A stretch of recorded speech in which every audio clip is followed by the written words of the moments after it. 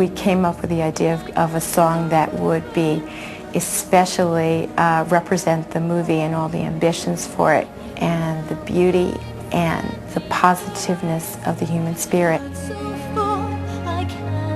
When You Believe is the central song to the film. It is about both having faith and about perseverance. There can be miracles when you believe. Music industry recording stars Whitney Houston and Mariah Carey also perform When You Believe for the film. You will when you believe.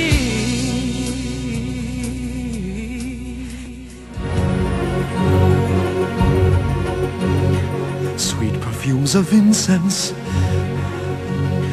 graceful rooms of alabaster stone, all I ever wanted, this is my home. To research the origin of this ancient story, directors, producers, animators, and art department heads traveled to Egypt and the Sinai Peninsula. It is unbelievable. I think the biggest advantage of our going to Egypt was getting the chance to walk through the same places that Moses would have been and put us in that environment where he was. That I could see what it's like to build one of these enormous, pyramids and temples. It's the specifics that are so useful. The names of birds, the sound of sparrows in the Valley of the Kings. These are the sort of details that may show up in a lyric. Quality of light alone could be enough to inspire a sequence.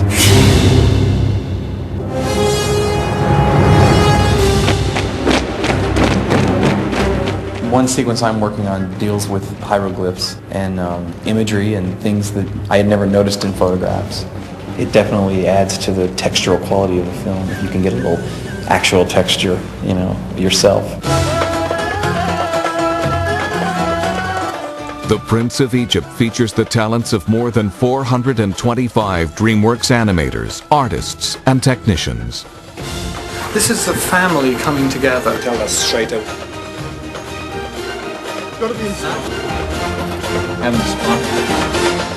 What has really impressed me is the perfectionism of everyone involved. The painting style starts off fairly realistic and gets pushed into different dimensions. The relentless drive to perfect and to question what they do and have we got it right? Are we being too glib here?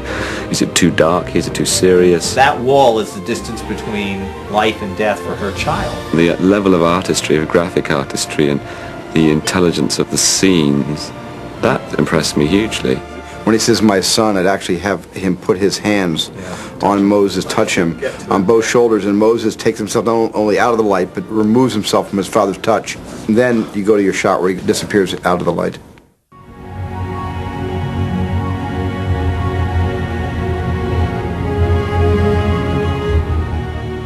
From the very beginning, filmmakers wanted the Prince of Egypt to expand the aesthetic boundaries of animation.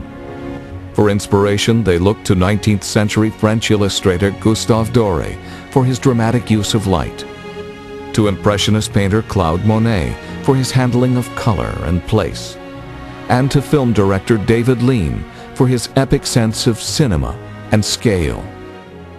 Animation is pure creative expression.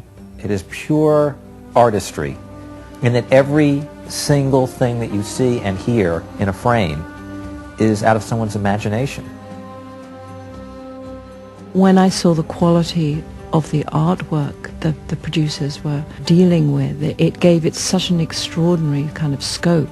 I thought it was absolutely magnificent, and I realized that, of course, in animation you can do the most astounding things. This form is capable of giving a story like this all the grandeur and the size of the tapestry that's needed. We had a phenomenal group of artists join us, and all, I believe, came here because they had something to prove for themselves. The effort that's been put into this film is extremely significant.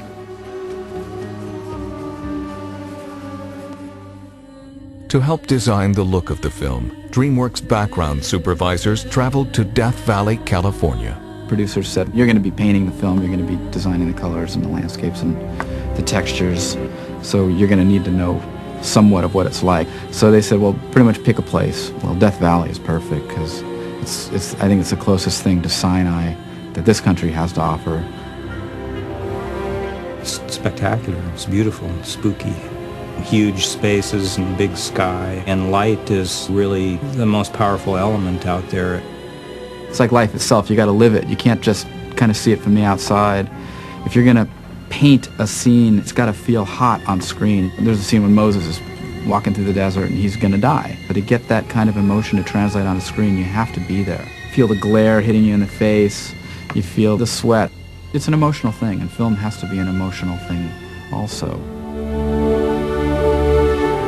The original design and art direction of The Prince of Egypt required DreamWorks artists to create an equally innovative look for the characters.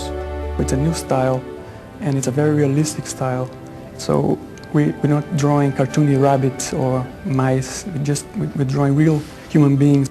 I think every animator puts a lot of himself in the characters. We actually close our doors and act the scenes out before we start drawing them. Then we start to try to put it on paper. I use the mirror a lot. I have a mirror in front of myself and just draw the funny faces and hands and difficult angles and stuff like that. I just use a lot of influences from my own life if I can get it. I try and do things that are natural. Hopefully the Moses-mother relationship comes off like that too. I made it so she's always touching him. She's trying to console him, and my mother would do that whenever I got too upset. And those things I definitely pulled from my own family. It's all come from your heart. I mean, there's nothing really can fake. All what you do, it's all on the screen. I mean, that was certainly a long time ago. I went to the recording sessions, and it was very helpful because Jeff Goldblum, he has this very personal way of moving and gestures and things that he does. Oh, my good prince. She's exhausted from the day's work. He got my mannerisms somewhat, and what I was trying to do here, and it's just very fun for me to see. He did a great job, I think. Animation can be so real. You find yourself being moved by this beautifully animated person, and it's just amazing. And didn't realize how animated I was until I saw myself on film. I was like, oh God, I do that. You will show the proper respect for a prince of Egypt. But I am showing you all the respect you deserve. None! Michelle Pfeiffer, I was really stunned by the way she was just going onto the mic, getting the room dark, and just bang, the scene was there. So I'm trying to get the same kind of feel for the character. My wife is a big inspiration as well for the childish kind of side of Zipporah. Have I taught you nothing? You mustn't be so hard on yourself, Your Majesty. You did all you could to raise worthy sons. At the beginning, I was not sure that the fat guy was supposed to be Steve, but when I heard the voice of Steve Martin, I thought they fit very well together. Yes, Your Greatness. It's not your fault your sons learn nothing. And Oi with Martin Short, I thought it worked very well. And I love those two actors. Man! Oh, my new thing! Oh!